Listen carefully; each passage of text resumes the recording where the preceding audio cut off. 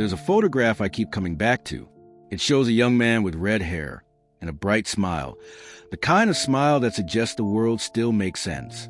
His name was Tim Moreau. He was 21 years old. And in this photograph, taken sometime in 1989, he has no idea that he has less than a year to live. The man who would kill him? He's in a different photograph.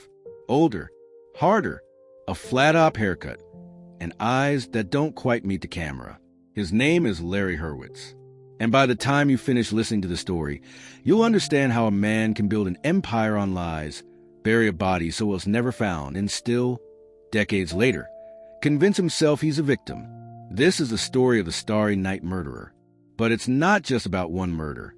It's about a pattern, a psychology, a man who spent his entire adult life believing the rules didn't apply to him, until finally they did. For the next few minutes, I'm going to walk you through one of Portland, Oregon's most notorious cold cases. We're going to talk about greed, control, and the kind of violence that hides in plain sight. We're going to talk about a nightclub, a counterfeit ticket scheme, and a young man who made the fatal mistake of threatening to tell the truth. And we're going to talk about what happens when a killer gets a second chance and wastes it. To understand Larry Hurwitz, you have to go back to the beginning, not his childhood in New York. Though that matters, but to the moment he stopped being just another kid from a middle-class family and became something else, something harder to define. Larry Hurwitz was born in 1954 into a comfortable life in New York. His father had money. His mother had expectations. And Larry had ambition, but not the kind that fits neatly into a college degree or a corporate job. No, Larry wanted something bigger, something that felt like freedom. In the late 1960s, as the Vietnam War raged and the counterculture exploded, Larry did what a lot of young men did. He dropped out. He became a conscientious objector. He married his girlfriend, Meryl Schultz, and he hit the road. But here's where Larry's story starts to diverge from the typical hippie narrative. Because Larry wasn't just looking for enlightenment or community. He was looking for an angle, a way to be in charge without having to answer to anyone. He found it in the music business. Larry worked at several rock clubs across the country, including the legendary Fillmore West in San Francisco, run by promoter Bill Graham. And he learned how the money moved, how the tickets sold, how the crowd behaved, how to read a room and know exactly how much you could get away with. And then, in the early 1970s, Larry and Meryl moved to a commune near Portland, Oregon. It was run by Meryl's father, a man named Harvey Freeman, a Vietnam vet turned private investigator turned New Age guru. Freeman had a gift for making people believe in him. He preached a blend of Eastern philosophy and self-help psychology, and he convinced his followers to work for free at the Center Family Restaurant, Portland's first natural food restaurant. Larry worked there too, for years. No paycheck, just the promise of spiritual growth and communal living. But here's the thing about Larry Hurwitz. He doesn't do anything for free, not for long. In 1977, the commune collapsed. Harvey Freeman was accused of having sexual relationships with multiple female followers. The community fractured. Meryl and Larry split up, and Freeman sold the commune property and the restaurant, reportedly walking away with $600,000. Larry got nothing. So in 1981, Larry sued Freeman for $150,000 in back wages. They settled for $10,000.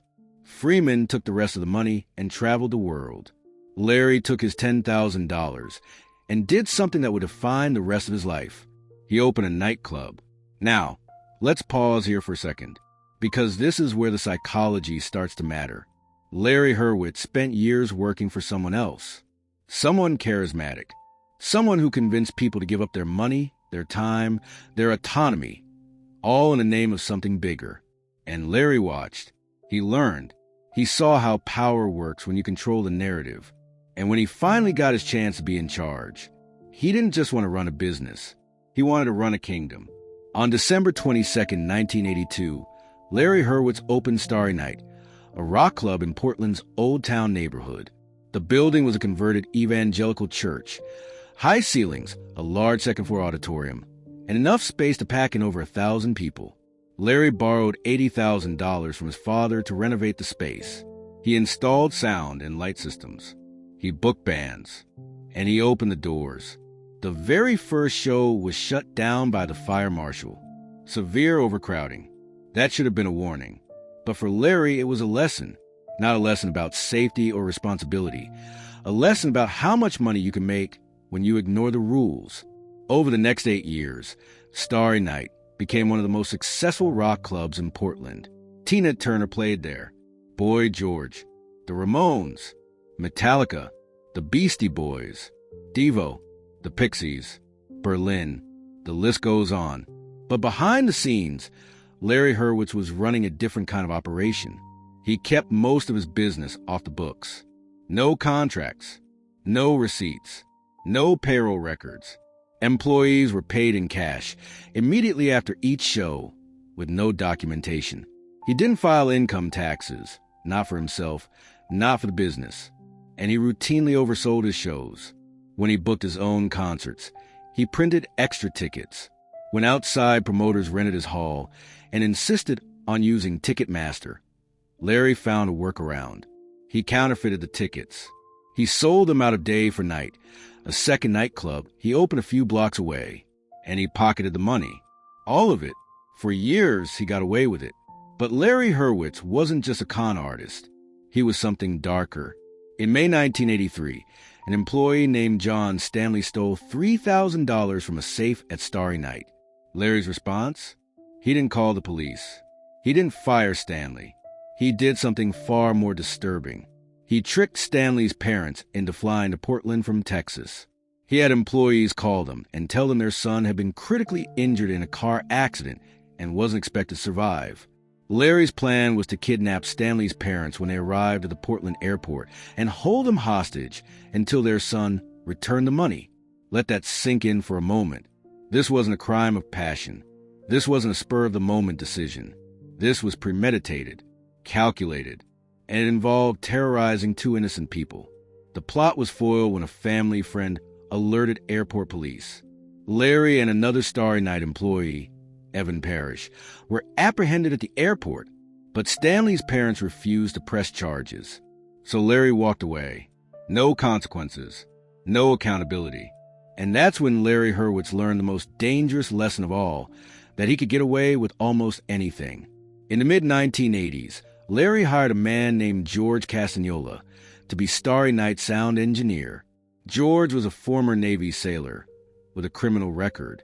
In 1981, he'd been arrested on attempted murder charges after firing a gun during a police drug raid. The charges were reduced to drug possession in a plea deal. George was exactly the kind of person Larry needed. Someone who didn't ask questions. Someone who understood violence. Someone who could be controlled. By 1989, Larry had a problem.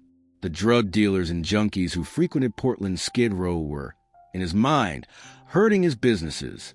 He was especially angry at a nearby secondhand store and grocery called Save More Grub, which was selling hypodermic needles for $1.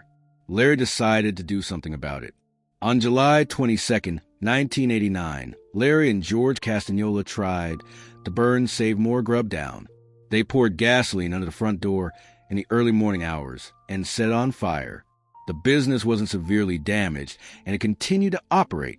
So they tried again. On August 24th, 1989, Larry and George returned to Save More Grub. With other Starry Night employees acting as lookouts, the two men broke into the building and planted a bomb, a propane tank, and dynamite. The explosion leveled the building.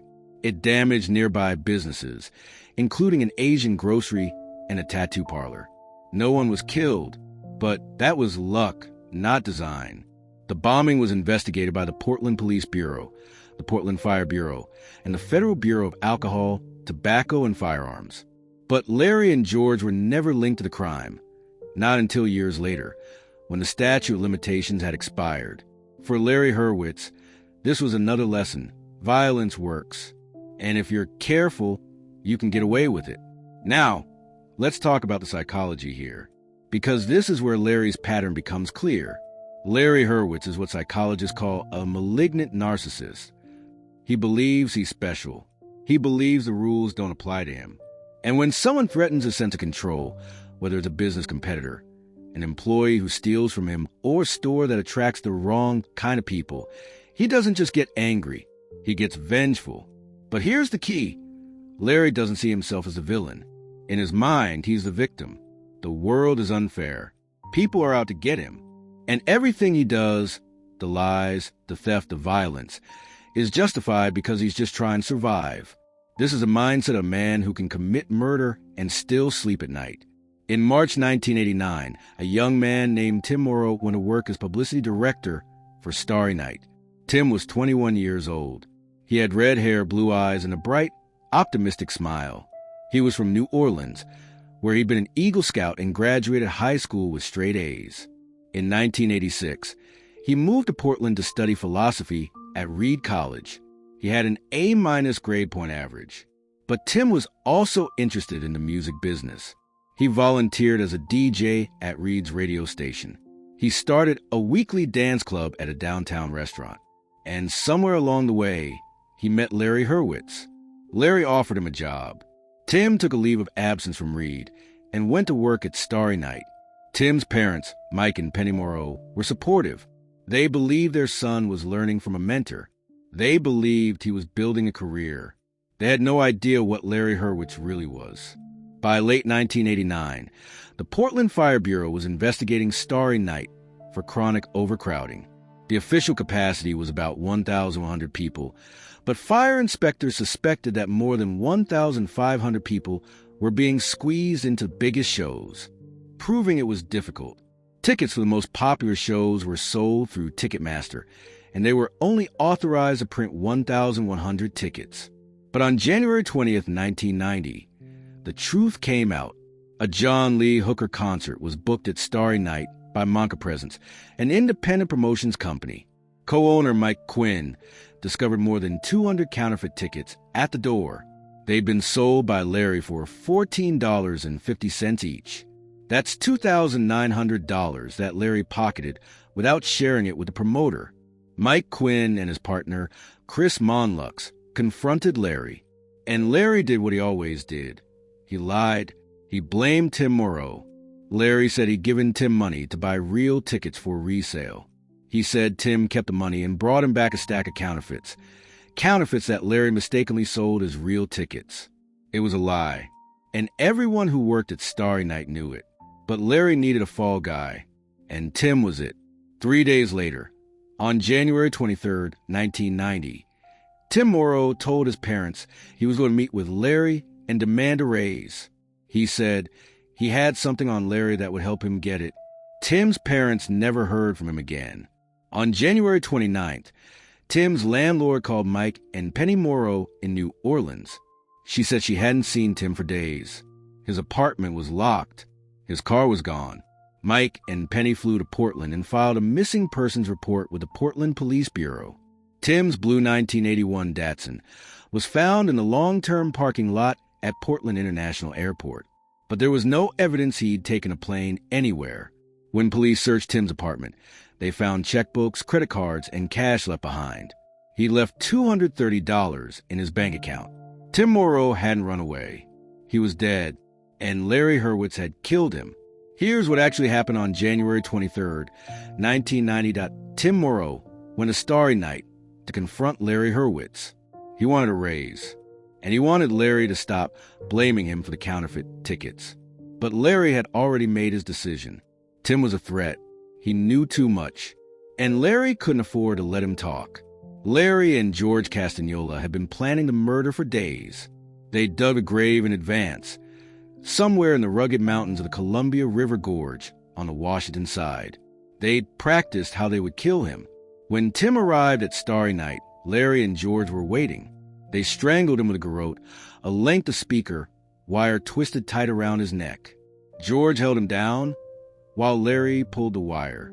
Tim Moreau died in the basement of Starry Night, the nightclub where he'd worked for less than a year. Larry and George wrapped his body in garbage bags. They loaded it into a vehicle and drove to the Columbia River Gorge. They buried him in a grave they'd prepared. Then they drove Tim's car to the airport and left it in the long-term parking lot. They wanted it to look like Tim had run away. And for a while, it worked. When police questioned Larry, he told them the same story he'd told Mike Quinn, that Tim had been involved in the counterfeit ticket scheme, and that Larry had confronted him about it. Larry said Tim must have panicked and skipped town. Larry was calm, confident, convincing, but not everyone believed him. A journalist named Jim Redden had been covering Portland's music scene for Willamette Week, an alternative newspaper. Jim had written about Larry before, stories about how Larry played hardball with his competitors, how he tried to shut down rival clubs, how he stole benefit concerts from other promoters. Jim knew Larry was capable of violence. And when Tim Moreau disappeared, Jim knew Larry was involved. Jim spent a month investigating. He interviewed dozens of people, former Starry Night employees, musicians, promoters, the detective assigned to the case. And on June 20th, 1990, Jim published a story in Willamette Week titled Missing and Presumed Dead. The story said police believed Tim was murdered, and it named Larry Hurwitz as the prime suspect. Larry's response? He sued Jim Redden and Willamette Week for libel. $5 million. The lawsuit went on for months. Depositions, interrogations, face-to-face confrontations. And during those depositions, Larry admitted to multiple other crimes. The attempted kidnapping of John Stanley's parents, intentionally overcrowding Starry Night, not filing income taxes for 4 years.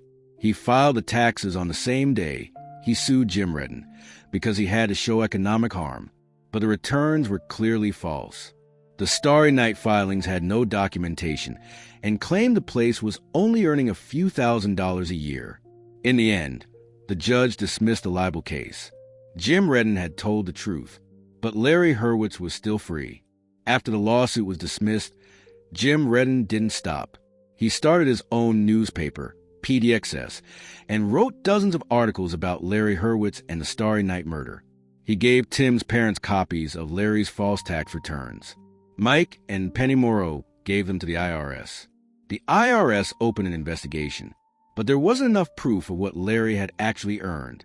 Then, in 1996, Portland police raided a pawn shop for receiving and selling stolen property. The owner cut a deal, and he told investigators that Larry Hurwitz had bought tens of thousands of dollars worth of silver at a time when he was claiming on his taxes to have made almost no money. Other pawn shop owners said the same thing. In 1997, the IRS indicted Larry Hurwitz for not paying taxes on more than $420,000. Larry had sold Starry Night by then. He'd moved to Seattle, then to Vietnam, where he opened a nightclub. But when the indictment came down, the U.S. State Department revoked his passport. Larry was extradited from Vietnam and flown back to Portland. In 1998, Larry pleaded guilty to tax evasion. He was sentenced to 1 year in federal prison. And that's when everything changed. While Larry was in prison, people started talking.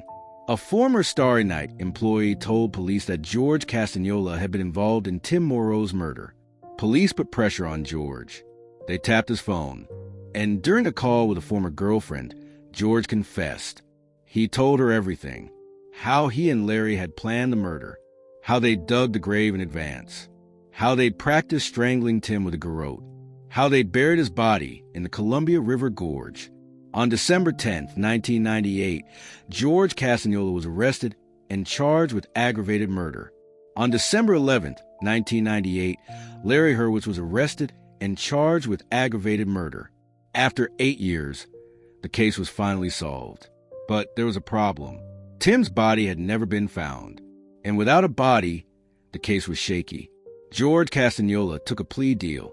He agreed to testify against Larry in exchange for a reduced sentence of 10 years.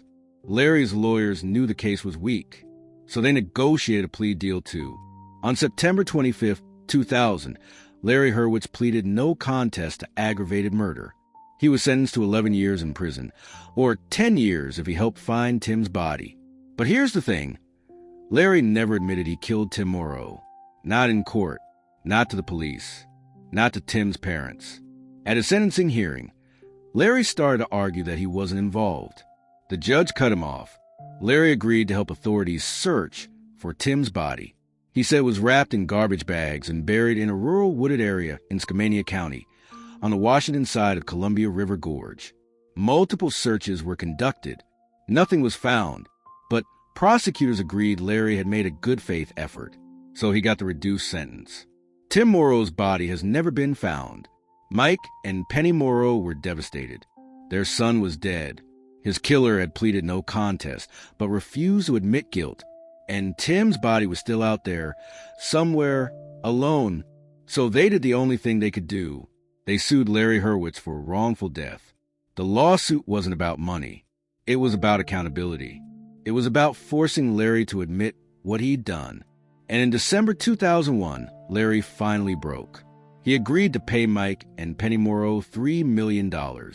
And as part of the settlement, he admitted that a jury would have found him guilty of murder.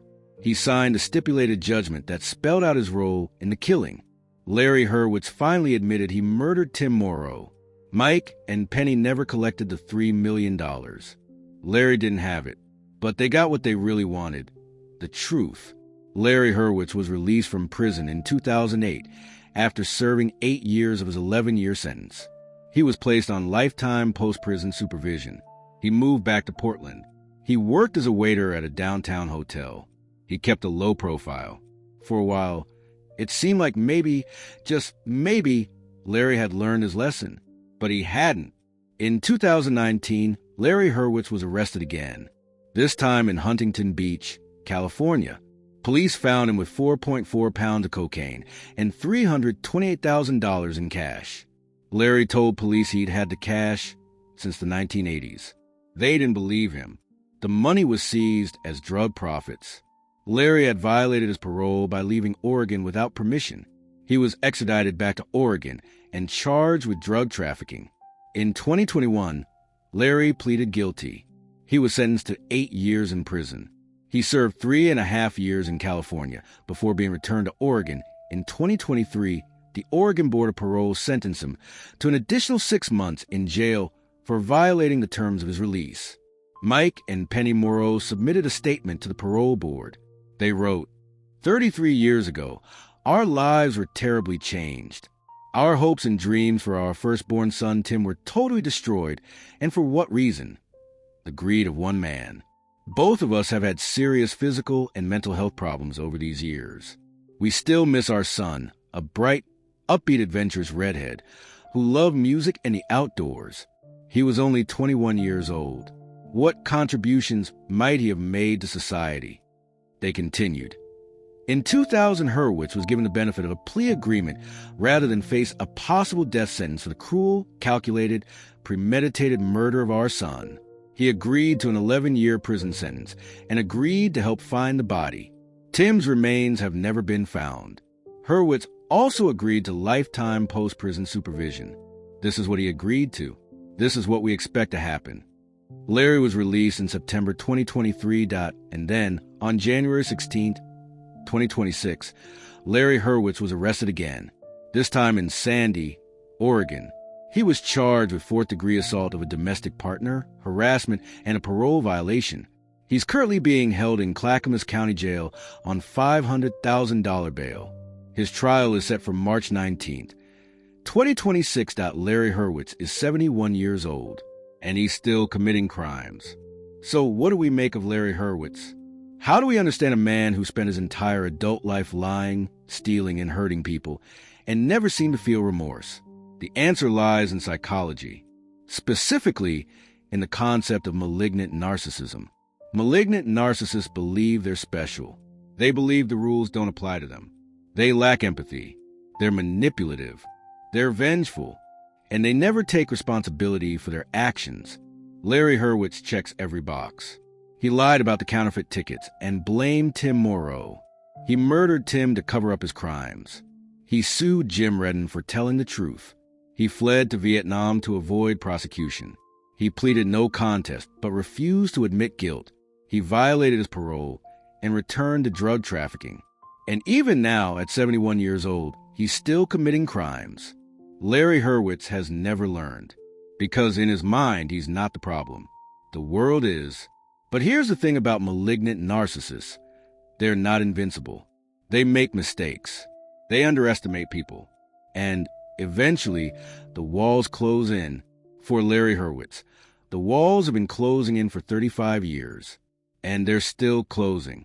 Tim Moreau's body has never been found, but his memory lives on in his parents, who never gave up, in Jim Redden, who never stopped telling the truth, in the detectives and prosecutors who finally brought Larry to justice, and in this story. Because as long as we remember Tim Moreau, Larry Hurwitz doesn't get to control the narrative anymore. This is the story of the Starry Night murderer, a man who built an empire on lies, a man who killed to protect his secrets, a man who got a second chance and wasted it. Larry Hurwitz is back in jail, and this time he might stay there. But Tim Moreau is still out there, somewhere in the Columbia River Gorge, waiting to be found, and his parents are still waiting too.